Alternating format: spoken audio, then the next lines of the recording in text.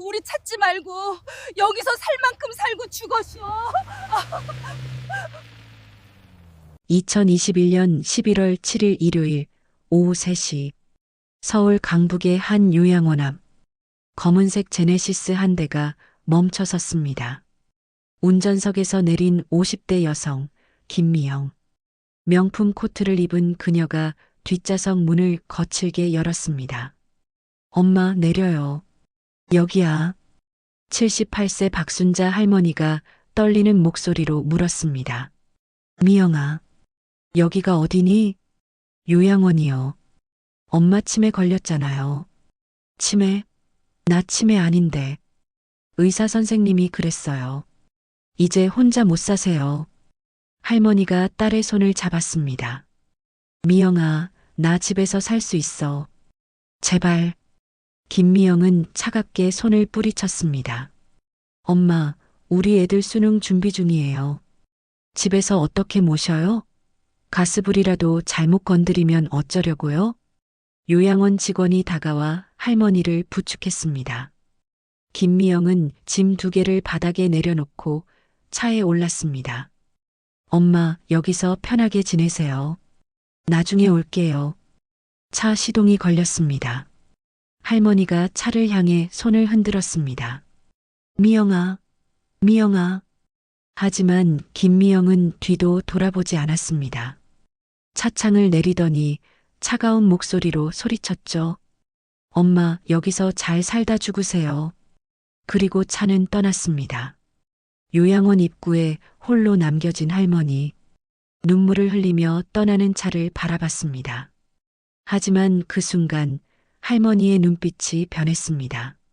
슬픔 속에서 무언가 단단한 결심이 서린 눈빛. 그녀는 주머니 속 작은 물건을 꼭 쥐었습니다. 손녀가 선물한 녹음기였습니다. 할머니의 운명은 어떻게 될까요? 시작 전 좋아요, 구독 부탁드립니다. 1943년생 박순자. 가난한 농부의 딸로 태어나 20살에 결혼했습니다. 남편 김철수 씨와의 사이에서 2 남매를 낳았죠. 딸 미영, 아들 준호.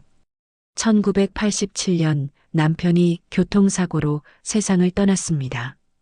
당시 할머니는 44세, 미영이는 고등학생, 준호는 중학생이었습니다. 얘들아, 엄마가 책임질게. 걱정하지 마. 할머니는 새벽 4시에 일어나 김밥을 쌌습니다. 하루에 1000줄. 시장에 가서 팔고 오후에는 식당 설거지를 했습니다. 밤 11시에 집에 돌아오면 아이들은 자고 있었죠. 엄마, 피곤하시죠? 아니야, 괜찮아. 너희만 건강하면 돼. 1995년 미영이가 대학에 합격했습니다. 등록금 250만 원. 할머니는 사채를 썼습니다. 이자가 한 달에 30만 원이었지만 개의치 않았죠. 우리 딸 대학 보내야지. 1999년 준호가 대학에 들어갔습니다. 이번에는 등록금이 350만 원. 할머니는 밤낮으로 일했습니다. 김밥 장사에 식당 일에 청소 일까지. 하루 18시간 노동. 엄마, 너무 무리하시는 거 아니에요? 괜찮아. 엄마는 튼튼해. 2003년 미영이가 결혼했습니다. 할머니는 결혼 자금 5천만 원을 줬습니다. 평생 모은 돈의 절반이었죠. 미영아, 시집가서 행복하게 살아. 엄마 고마워요. 나중에 꼭 갚을게요. 하지만 그 약속은 지켜지지 않았습니다. 2005년 할머니는 62세가 됐습니다. 평생 모은 돈으로 강북에 작은 빌라를 샀죠. 전세로 살던 집에서 벗어나 처음으로 내 집을 가진 겁니다. 시세 2억 5천만 원. 이 집이 내 노후 대책이야. 2010년 준호가 결혼했습니다. 할머니는 이번에도 3천만 원을 줬습니다. 남은 전 재산이었습니다. 준호야, 잘 살아라. 어머니, 감사합니다. 효도할게요. 역시 지켜지지 않은 약속이었습니다. 돈을 요구하기 시작한 자식들. 2015년 할머니는 72세, 국민연금 40만 원으로 생활했습니다. 그런데 어느 날 미영이가 전화를 걸어왔습니다. 엄마, 우리 큰애가 고등학교 들어가는데 학비가 좀 필요해요. 얼마? 500만 원만요. 나중에 꼭 갚을게요. 할머니는 통장을 해지했습니다. 적금 500만 원을 미영이에게 줬죠. 6개월 후 준호가 찾아왔습니다. 어머니, 제가 사업 시작하는데 미천이 좀 필요해서요. 얼마? 1,000만 원만 빌려주세요. 할머니는 또다시 돈을 빌려줬습니다. 이번에는 은행 대출을 받았습니다. 둘 다 갚지 않았습니다. 2018년 할머니는 75세, 남은 예금 8천만 원으로 경기도 광주에 땅을 샀습니다. 150평? 개발 예정 지역이라 싸게 나온 땅이었죠. 이건 나중에 애들 주려고 부동산 중개인이 말했습니다. 할머니, 이 땅 3년 후면 5억은 될 겁니다. 할머니는 미소 지었습니다. 그럼 애들한테 좋은 유산이 되겠네. 2019년 여름, 미영이가 또 전화를 걸어왔습니다. 엄마, 우리 큰애가 의대 재수하는데 학원비가 3천만 원이래요. 미영아, 엄마 지금 돈이 없는데. 엄마 빌라 있잖아요. 담보대출 좀 받아줘요. 제발이요. 할머니는 고민했습니다. 이미 대출이 1,000만 원 있었습니다. 한 번 더 받으면 2천만 원까지 가능하다고 했죠. 알았어. 할머니는 은행에 갔습니다. 2천만 원 대출 미영이에게 보냈습니다. 3개월 후 준호가 찾아왔습니다. 어머니, 사업 확장하는데 2천만 원만 빌려주세요. 준호야, 엄마가 아까 누나한테. 어머니, 저한테만 그러세요? 누나는 받았잖아요. 할머니는 결국 또 대출을 받았습니다. 이번에는 사채였습니다. 이자가 한 달에 60만 원. 국민연금 40만 원으로는 이자도 못 갚는 금액이었습니다. 할머니는 다시 일을 시작했습니다. 75세의 나이에 아파트 청소일, 하루 4시간, 월급 80만 원. 겨우 이자를 갚았습니다. 병원비를 떠넘긴 자식들. 2020년 3월, 할머니가 집에서 쓰러졌습니다. 이웃이 발견해서 119를 불렀죠. 병원 응급실, 의사가 말했습니다. 심장판막 문제입니다. 수술이 필요합니다. 비용이 얼마나 되나요? 1,200만 원입니다. 할머니는 떨리는 손으로 미영이에게 전화했습니다. 미영아, 엄마가 수술을 해야 하는데. 엄마 얼마예요? 1,200. 엄마, 지금 우리의 대학 등록금도 빠듯한데 어떡해요? 준호 오빠한테 전화해봐요. 전화를 끊었습니다. 할머니는 준호에게 전화했습니다. 준호야, 엄마가. 어머니, 제 사업이 지금 적자인데요. 어머니 빌라 있잖아요. 그거 팔아서 쓰세요. 준호야, 그 집은 엄마가 살 집인데. 어머니, 병원비가 더 급하잖아요. 빨리 결정하세요. 전화가 끊겼습니다. 할머니는 혼자 은행에 갔습니다. 빌라를 담보로 또 대출을 받았죠. 이번에는 1천만 원. 총 대출액 5천만 원. 한 달 이자 80만 원. 수술은 성공했습니다. 하지만 회복 과정은 외로웠죠. 한 달 입원. 자식들은 한 번도 오지 않았습니다. 간호사가 물었습니다. 할머니, 자녀분들은요? 바쁜가 봐. 전화라도 하셨어요? 응. 했는데 안 받더라고. 퇴원하는 날, 할머니는 혼자 택시를 탔습니다. 집에 돌아와 텅 빈 방을 봤습니다. 나는 왜 이렇게 사는 걸까? 치매 진단과 유기 계획. 2021년 여름, 할머니가 자꾸 깜빡거렸습니다. 약속 시간을 잊고 가스불을 켜둔 채 외출하고 이웃이 말했습니다. 할머니, 요즘 많이 깜빡하시는 것 같아요. 병원 가보세요. 할머니는 병원을 찾았습니다. 신경과 진료, 의사가 검사 결과를 보며 말했습니다. 할머니, 초기 치매 증상이 보입니다. 초기 치매요? 네, 하지만 지금 약물 치료 시작하면 진행을 늦출 수 있어요. 혼자 생활하시는 데는 아직 문제 없습니다. 할머니는 떨리는 손으로 처방전을 받았습니다. 집에 돌아와 미영이에게 전화했습니다. 미영아. 네, 엄마. 왜요? 엄마가 치매래. 전화 너머로 침묵이 흘렀습니다.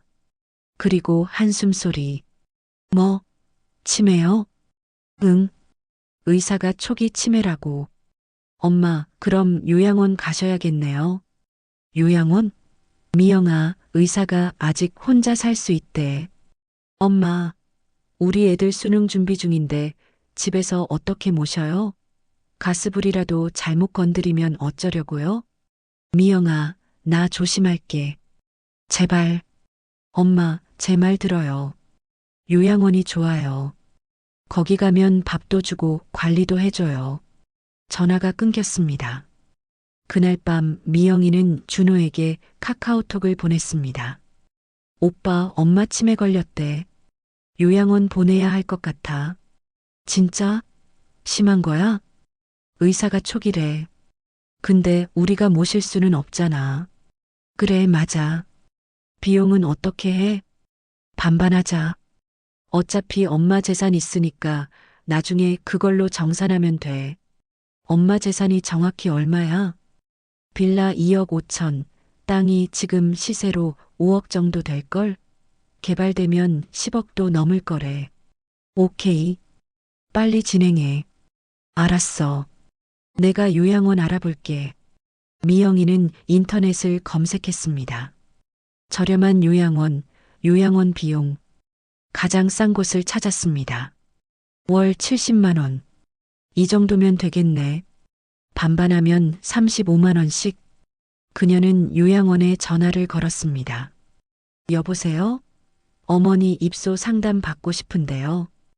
2021년 10월 미영이가 할머니를 찾아왔습니다. 엄마, 좋은 요양원 찾았어요. 미영아, 나 아직. 엄마, 거기 가면 편해요.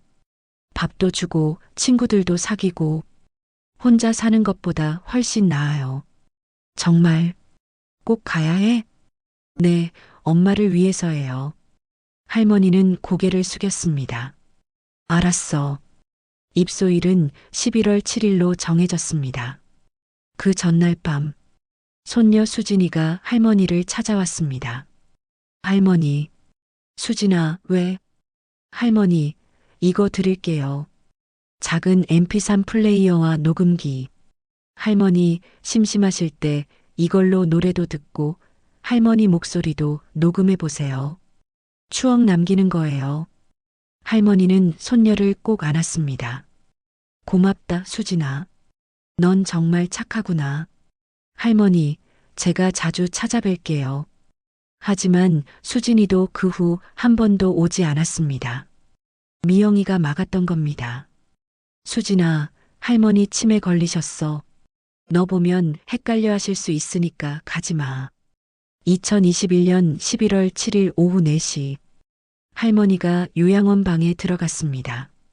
세평 남짓한 작은 방, 낡은 침대 하나, 작은 옷장 하나. 창문 밖으로 보이는 건 주차장뿐이었습니다. 요양보호사 이경숙 씨가 들어왔습니다. 어르신, 제가 담당 요양보호사 이경숙입니다. 안녕하세요. 저녁 식사 6시예요. 제가 모시러 올게요. 할머니는 혼자 남았습니다. 짐을 풀며 손녀가 준 녹음기를 꺼냈습니다. 작은 녹음기를 켜봤습니다. 녹음 테스트. 하나, 둘, 셋. 재생 버튼을 눌렀습니다. 자신의 목소리가 또렷하게 들렸습니다. 할머니는 녹음기를 서랍 깊숙이 넣었습니다. 요양원 생활의 시작. 첫 저녁 식사. 식당에 모인 노인들. 대부분 80대, 90대였습니다. 할머니 옆자리에 한 할아버지가 앉았습니다. 안녕하세요. 저는 박순자예요. 할아버지는 대답이 없었습니다. 치매가 심한 분이었죠. 식사는 밥, 국, 반찬 2가지. 병원 식단처럼 싱거웠습니다. 할머니는 겨우 한 숟가락 먹었습니다. 밤 9시, 소등 시간, 복도 불이 꺼졌습니다. 할머니는 잠을 이룰 수 없었습니다. 내가 여기서 죽는 건가? 자식들의 첫 연락. 입소 3일 후, 미영이에게 전화가 왔습니다. 엄마, 잘 지내세요? 미영아, 언제 와? 엄마, 제가 바빠서요. 다음에 갈게요. 미영아, 나 집에 가고 싶어. 엄마, 거기서 편하게 지내세요. 끊을게요. 전화가 끊겼습니다. 할머니는 녹음기를 꺼냈습니다. 떨리는 목소리로 녹음을 시작했습니다. 2021년 11월 10일. 요양원 온 지 3일 됐어. 미영이가 전화했는데 다음에 간다고 했어. 언제 오려나? 일주일 후 준호에게서 문자가 왔습니다. 어머니, 잘 지내시죠? 저 출장 가서 바빠요. 나중에 연락드릴게요. 할머니는 답장을 보냈습니다. 준호야, 엄마 보고 싶구나. 답장은 없었습니다. 할머니는 다시 녹음했습니다. 준호도 안 와. 나를 버린 걸까? 한 달이 지나고 2021년 12월 할머니는 요양원 생활에 조금씩 적응했습니다. 아침 6시 기상, 7시 아침 식사, 9시 산책, 12시 점심, 2시 낮잠, 6시 저녁, 9시 취침. 매일 똑같은 일과 요양보호사 이경숙 씨가 유일한 대화 상대였습니다. 어르신, 오늘 기분 어떠세요? 그냥, 그래요. 자녀분들 연락 오셨어요? 아니요. 바쁜가 봐요. 이경숙 씨는 안타까운 표정을 지었습니다. 어르신, 명절 때는 오실 거예요. 하지만 설날도 추석도 아무도 오지 않았습니다. 자식들의 진짜 관심사. 2022년 1월 미영이와 준호가 만났습니다. 강남의 한 카페. 오빠, 요양원비 이번 달 것도 보냈어? 응, 35만 원 보냈어. 엄마 땅 시세 확인해 봤어? 응, 개발 확정됐대. 지금 7억 넘었어. 헐, 진짜? 그럼 빌라랑 합치면 10억 넘네. 미영이가 커피를 마시며 말했습니다. 우리 5억씩이네. 근데 누나, 엄마가 유언장 같은 거 안 써놨을까? 설마. 엄마 치매인데 무슨 유언장을 써. 그냥 법정 상속이면 우리 반반이야. 그래도 혹시 모르니까 확인해 봐야 하는 거 아니야? 오빠가 가서 확인해 봐. 내가? 누나가 가지. 아, 나 바빠. 오빠가 해. 결국 아무도 가지 않았습니다. 할머니의 관찰과 기록. 2022년 2월. 할머니는 매일 녹음을 했습니다. 요양보호사와의 대화, 다른 노인들의 모습, 그리고 가끔 걸려오는 자식들의 전화. 2월 15일 미영이가 전화를 걸어왔습니다. 엄마, 잘 지내세요? 미영아, 언제 와? 엄마 보고 싶어. 엄마, 제가 바빠서요. 애들 학원 끝나면 데려다 줘야 하고. 미영아, 설날에도 안 왔잖아. 엄마, 그때 애들 아팠어요. 몸살 걸려서. 할머니는 알고 있었습니다. 손녀 수진이의 SNS를 봤거든요. 설날에 제주도 여행 간 사진. 전화를 끊은 후 할머니는 녹음기에 속삭였습니다. 미영이가 거짓말했어. 설날에 제주도 갔더라고. 애들이 아픈 게 아니었어. 나를 안 보고 싶었던 거야. 3월 12일. 미영이가 또 전화를 걸어왔습니다. 엄마, 이번 달 요양원비 제가 못 낼 것 같아요. 왜? 우리 애 학원비 내야 해서요. 준호 오빠가 대신 내드릴 거예요. 그래.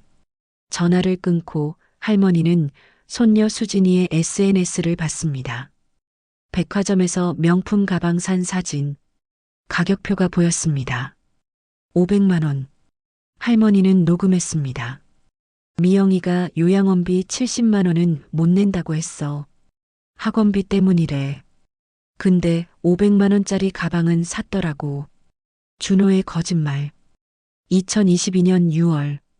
준호가 전화를 걸어왔습니다. 어머니, 잘 지내시죠? 준호야, 보고 싶구나. 언제 와? 어머니, 제가 사업이 어려워서 요즘 정신이 없어요. 그래, 많이 힘드니? 네, 어머니. 그래서 이번 달 요양원비도 누나가 대신 내드릴 거예요. 알았어, 준호야. 몸 챙겨. 전화를 끊고 할머니는 신문을 폈습니다. 경제면에 준호 회사 기사가 났습니다. JH기업 신규 투자 30억 유치 성공. 사업이 어렵다던 준호의 회사였습니다. 할머니는 녹음했습니다. 준호가 사업 어렵다고 했어. 근데 신문 보니까 투자 30억 받았더라고. 거짓말이었어. 명절의 외로움. 2022년 추석. 요양원 식당에 차례상이 차려졌습니다. 다른 노인들은 가족들이 찾아와 함께 식사를 했습니다. 할머니는 혼자 송편을 먹었습니다. 요양보호사 이경숙 씨가 물었습니다. 어르신, 자녀분들 안 오세요? 응. 바쁜가 봐. 전화라도 드렸어요? 응. 미영이가 문자 보냈어. 죄송해요. 애들 아파서 못 가요래. 이경숙 씨는 안타까운 표정을 지었습니다. 그날 저녁 할머니는 손녀 수진이의 SNS를 확인했습니다. 부산 해운대 여행 사진. 온 가족이 함께 웃고 있었습니다. 할머니는 녹음했습니다. 추석인데도 안 왔어. 미영이가 애들 아프다고 했는데 부산 여행 갔더라고. 나는 정말 버려진 거구나. 1년이 지나고 2022년 11월 7일 요양원에 온 지 정확히 1년. 할머니는 창문 밖을 보며 생각했습니다. 1년 동안 한 번도 안 왔어. 녹음 파일은 365개가 됐습니다. 매일 기록한 할머니의 외로움, 자식들의 거짓말, 그리고 배신. 할머니는 녹음기를 보며 중얼거렸습니다. 언젠가는 진실이 밝혀질 거야. 건강 악화의 시작. 2023년 봄. 할머니의 건강이 나빠지기 시작했습니다. 심장이 약해지고 숨이 가빠졌죠. 요양원 의사가 말했습니다. 할머니, 심장 상태가 안 좋아요. 정밀 검사 받으셔야 해요. 그래요. 요양원 원장이 미영이에게 전화했습니다. 따님, 어머님 심장 상태가 안 좋으십니다. 병원 모시고 가셔야 할 것 같은데요. 아, 네. 이번 주는 제가 바빠서요. 다음 주에 갈게요. 하지만 다음 주도 오지 않았습니다. 결국 요양원에서 119를 불렀습니다. 할머니는 혼자 응급실에 실려갔습니다. 검사 결과 심장판막 재수술이 필요했습니다. 비용 1,500만 원. 병원에서 미영이에게 전화했습니다. 보호자이신가요? 환자분 수술이 필요합니다. 얼마예요? 1,500만 원입니다. 아, 제가 지금 돈이 없는데요. 어머니 재산으로 하면 안 되나요? 환자분이 의식이 있으시니 직접 결정하셔야 합니다. 할머니는 결국 빌라를 담보로 또 대출을 받았습니다. 이번에는 2천만 원. 총 대출액 7천만 원. 한 달 이자 120만 원. 국민연금으로는 턱없이 부족한 금액이었습니다. 수술 후 회복실. 할머니는 혼자 천장을 바라봤습니다. 간호사가 물었습니다. 보호자분은요? 없어요. 혼자예요. 가족분들 연락은 하셨어요? 했는데 바빠서 못 온대요. 간호사는 안타까운 표정을 지었습니다. 퇴원하는 날도 할머니는 혼자였습니다. 택시를 타고 요양원으로 돌아왔습니다. 방에 돌아와 녹음기를 켰습니다. 2023년 4월 20일. 수술받고 퇴원했어. 혼자. 아무도 안 왔어. 미영이도 준호도. 나는 정말 혼자구나. 2024년 봄. 할머니의 건강이 급격히 악화됐습니다. 심장이 더 약해지고 호흡곤란이 자주 왔습니다. 요양원 의사가 말했습니다. 할머니 상태가 많이 안 좋으세요. 6개월 정도. 할머니는 고개를 끄덕였습니다. 알겠습니다. 그날 밤 할머니는 녹음기를 꺼냈습니다.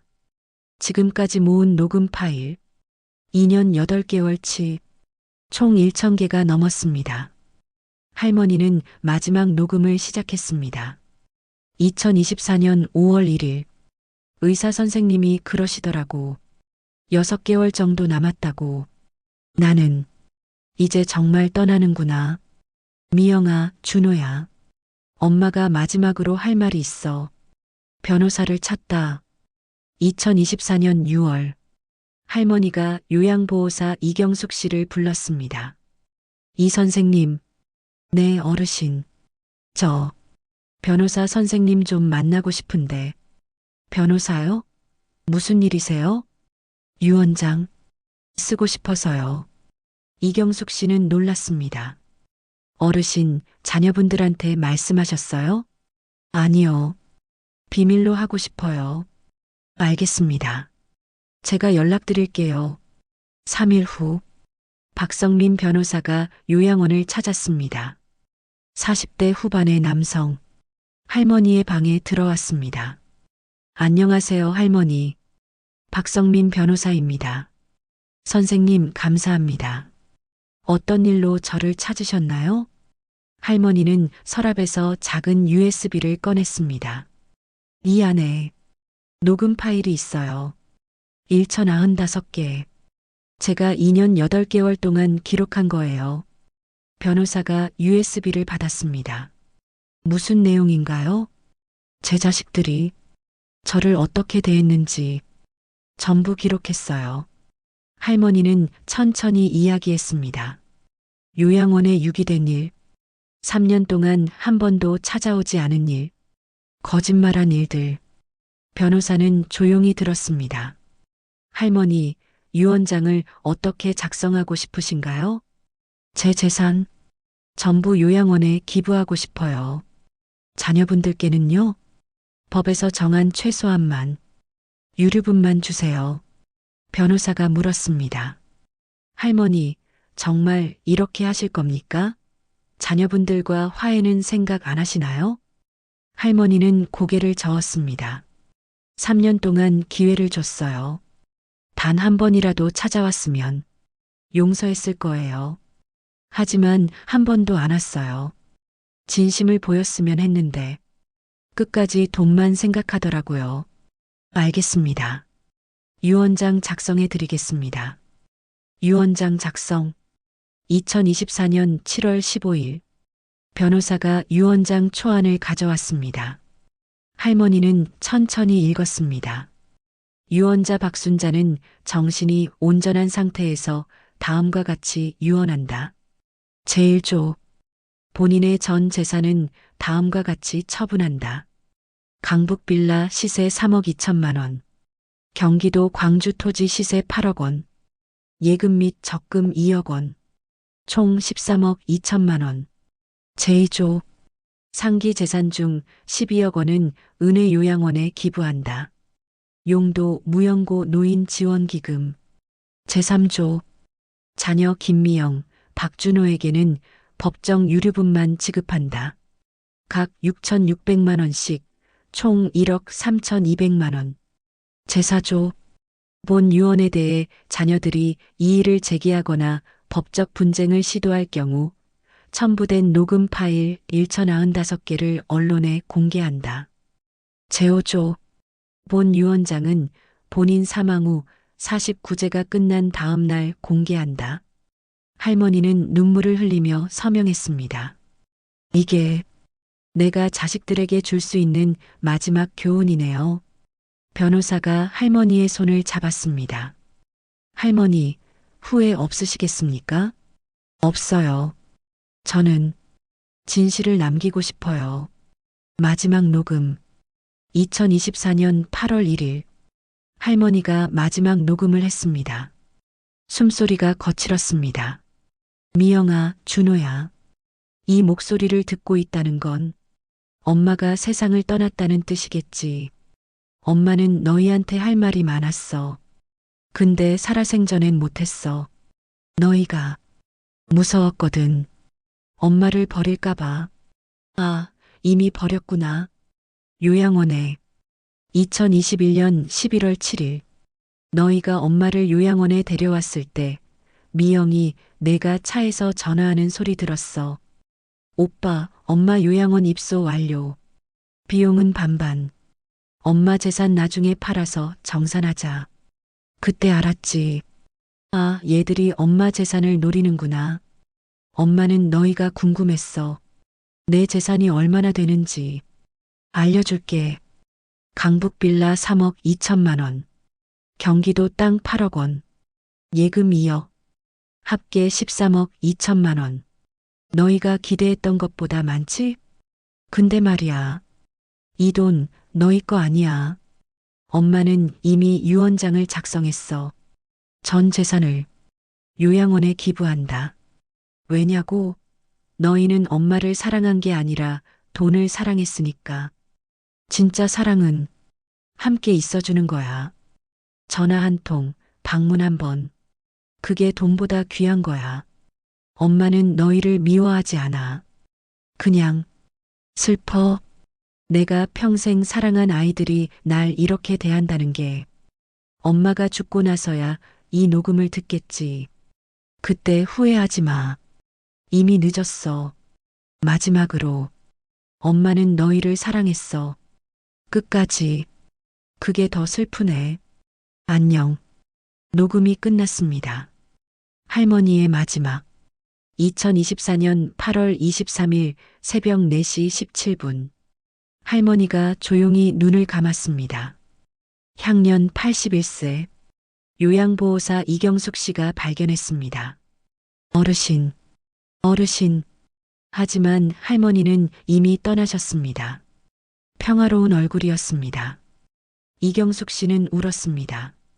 어르신, 이제 편히 쉬세요. 미영이에게 전화가 걸려왔습니다. 따님이신가요? 어머님께서 돌아가셨습니다. 네, 엄마가? 네, 새벽에 편히 가셨습니다. 알겠습니다. 지금 갈게요. 전화를 끊고 미영이는 준호에게 전화했습니다. 오빠, 엄마 돌아가셨대. 진짜? 언제? 방금 요양원에서 연락 왔어. 그래. 장례식 준비해야겠네. 응. 오빠, 이제 엄마 재산 정리하면 되는 거지? 그렇지. 빨리 가자. 장례식장. 서울의 한 장례식장. 할머니의 영정 사진이 놓였습니다. 미영이와 준호가 상주로 앉았습니다. 검은 상복을 입고 눈물을 흘렸죠. 조문객들이 찾아왔습니다. 고인의 명복을 빕니다. 감사합니다. 미영이가 조문객에게 말했습니다. 저희가 효도를 못 해드렸어요. 흑흑. 준호도 눈물을 닦았습니다. 어머니, 죄송합니다. 하지만 그들의 눈빛은 달랐습니다. 슬픔이 아니라 계산. 이제 13억이 우리 거네. 장례는 3일장으로 치러졌습니다. 49제는 10월 10일로 정해졌습니다. 49제 후 마이너스 변호사 사무실. 2024년 10월 11일 오전 10시. 미영이와 준호가 박성민 변호사 사무실로 향했습니다. 오빠 떨린다. 13억. 그러게. 우리 5억씩이면 빚도 다 갚고. 변호사 사무실 앞. 둘은 기대에 찬 얼굴로 문을 열었습니다. 안녕하세요, 변호사님. 앉으세요. 박성민 변호사가 서류를 펼쳤습니다. 어머님께서 유언을 남기셨습니다. 미영이가 눈을 빛냈습니다. 그래요? 어떤 내용인데요? 그 전에 어머님이 남기신 음성 메시지가 있습니다. 먼저 들어보시겠습니까? 음성 메시지요? 네. 어머님이 직접 녹음하신 겁니다. 변호사가 노트북을 켰습니다. 스피커를 틀었습니다. 할머니의 목소리가 흘러나왔습니다. 미영아, 준호야. 이 목소리를 듣고 있다는 건 두 남매의 얼굴이 하얗게 질렸습니다. 녹음은 계속됐습니다. 2021년 11월 7일, 너희가 엄마를 요양원에 데려왔을 때 미영이가 손을 떨었습니다. 엄마 재산을 노리는구나. 준호가 의자를 움켜잡았습니다. 녹음이 끝났습니다.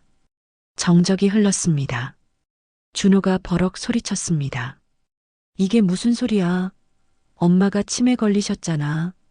변호사가 차분히 서류를 꺼냈습니다. 어머님은 치매가 아니셨습니다. 요양원 의무 기록입니다. 서류를 펼쳤습니다. 2021년 11월 입소 당시 인지 기능 검사 결과 정상. 2022년부터 2024년까지 치매 진행 없음. 담당 의사 소견 환자는 치매가 아닌 노화성 건망증. 미영이가 떨리는 목소리로 물었습니다. 그럼 엄마가 다 알고 계셨다는 거예요? 네. 어머님은 2년 8개월 동안 모든 것을 기록하셨습니다. 녹음 파일 1095개. 여기 목록이 있습니다. 변호사가 USB를 보여줬습니다. 미영이가 울음을 터뜨렸습니다. 엄마, 정말 유언장 공개. 변호사가 유언장을 읽기 시작했습니다.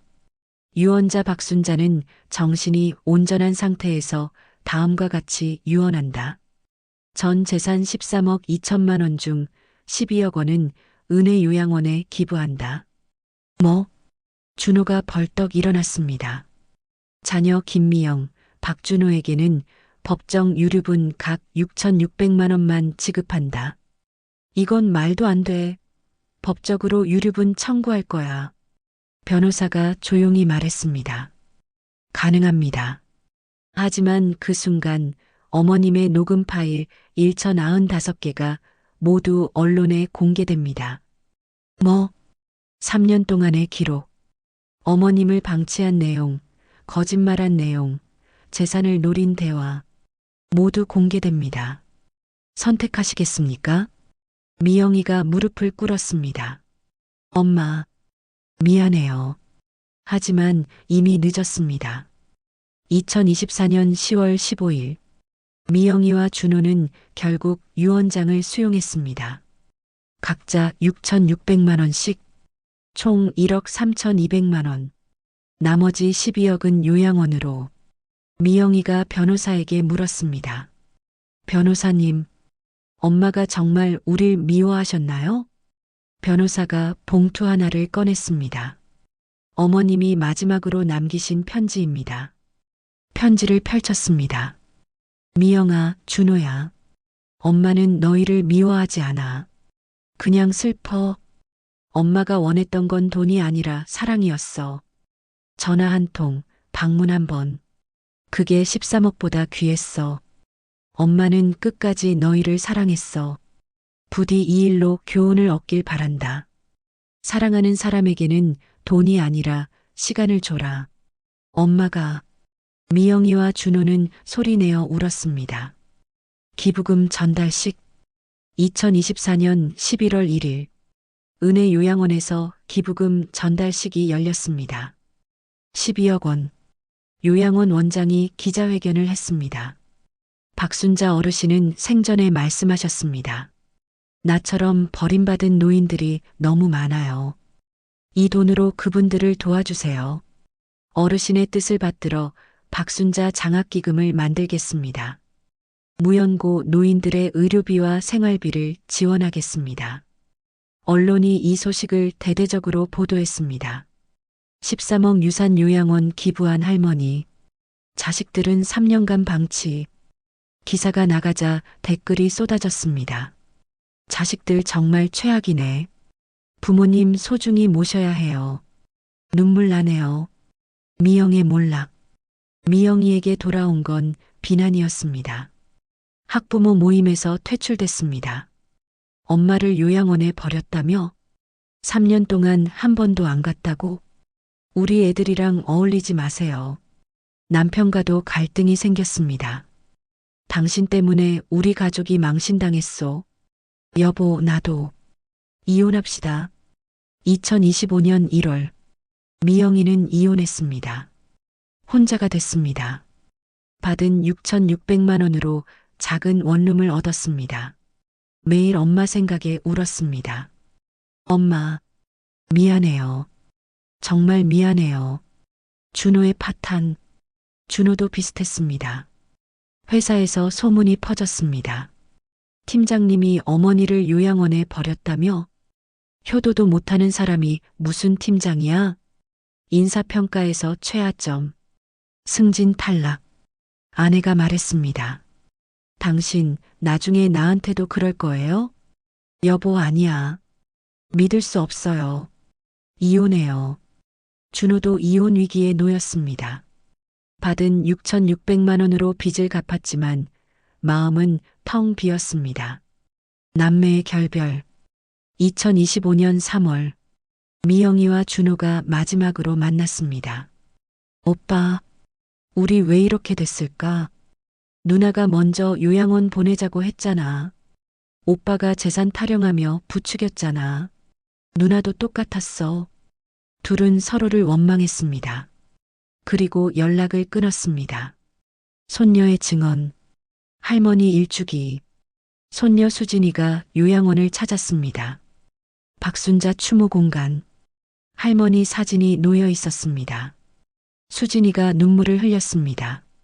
할머니, 죄송해요. 제가 자주 찾아뵙지 못해서. 요양보호사 이경숙 씨가 다가왔습니다. 수진 양이시죠? 할머니가 자주 말씀하셨어요. 수진이가 준 녹음기 덕분에 진실을 기록할 수 있었다고. 할머니가. 정말요? 네. 할머니는 끝까지 가족을 사랑하셨어요. 그래서 더 슬퍼하셨죠. 수진이가 물었습니다. 할머니가 마지막에 무슨 말씀하셨어요? 사랑은 돈이 아니라 마음이라고 하셨어요. 교훈. 2026년 1월 10일 오늘. 은혜 요양원 입구에는 작은 공간이 만들어졌습니다. 박순자 추모 공간. 할머니 사진과 함께 액자가 걸려 있습니다. 사랑은 돈이 아니라 마음입니다. 마이너스 박순자. 이 공간을 보며 요양원을 방문하는 가족들은 다시 생각합니다. 나는 부모님을 어떻게 대하고 있는가? 요양원 원장이 말합니다. 박순자 어르신 덕분에 지난 1년간 127명의 무연고 노인을 도왔습니다. 의료비 지원, 생활비 지원, 장례비 지원. 어르신의 사랑이 계속되고 있습니다. 마무리. 여러분, 부모님은 여러분의 미래입니다. 오늘 여러분이 부모님께 하는 행동이 훗날 자녀가 여러분께 할 행동입니다. 늦기 전에 전화하세요. 늦기 전에 찾아뵙세요. 엄마, 아빠 사랑해요. 그 한마디가 13억보다 귀합니다. 박순자 할머니는 돈이 아니라 사랑을 원했습니다. 하지만 자식들은 끝까지 그걸 몰랐죠. 부디 여러분은 후회하지 마세요. 지금 당장 부모님께 전화드리세요. 이 이야기가 여러분의 인생을 바꾸길 바랍니다. 감사합니다. 구독, 좋아요 부탁드립니다.